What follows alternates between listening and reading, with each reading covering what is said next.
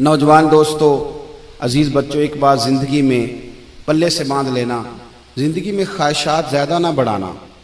दुनिया में सबसे मजबूर आदमी वो है जो अपनी ख्वाहिश का ग़ुलाम है, जो अपने नफ्स का मुरीद है।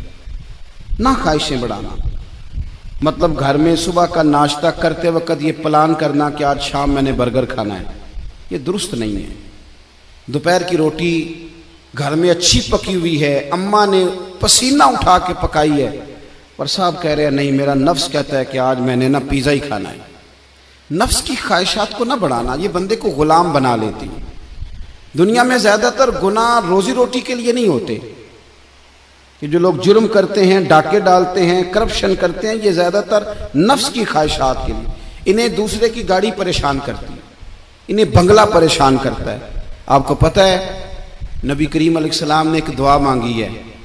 हुजूर फरमाने लगे, अल्लाह मेरे घर वालों को ना ज़रूरत के मुताबिक रोज़ी देना, ख्वाहिशात नहीं। कभी किसी को मज़ेदार रोटी खाते देखो तो किसी 5 स्टार होटल में ना देखना, बल्कि जो मजदूर मजदूरी करता है ना, उसे कभी मुलाहिजा करना, वो जो सुबह रोटी बांध के साथ लाता है।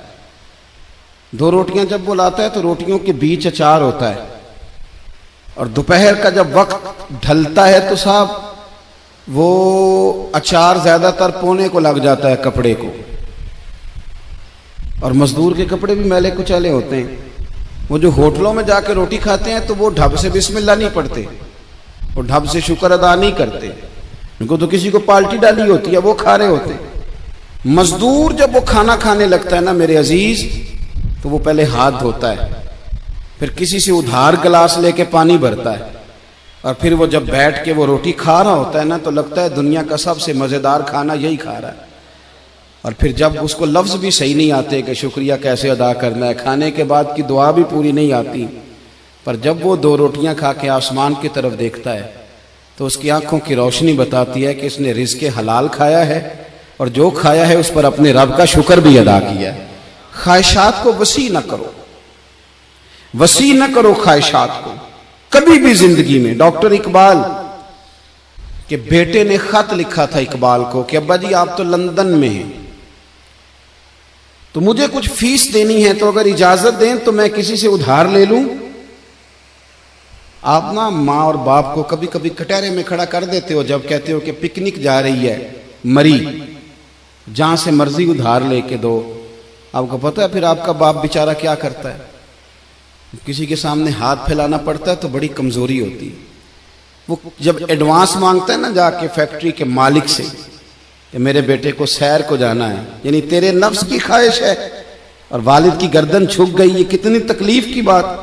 कोई ऐसी ख्वाहिश जिंदगी में पैदा न करो जो माँ बाप को, असातिज़ा को और दीगर को तकलीफ में मुब्तला करे कभी भी।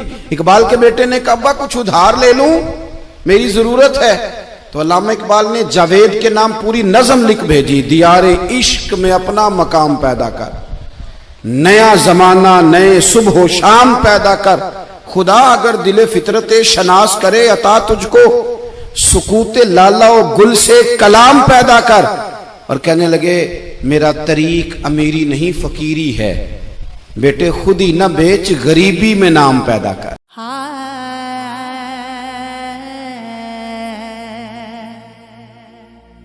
एवी मन लेंदा मैं पागल हाँ, पल्ला सोच का पागल की कीता तेरे नादा वजीफा करदा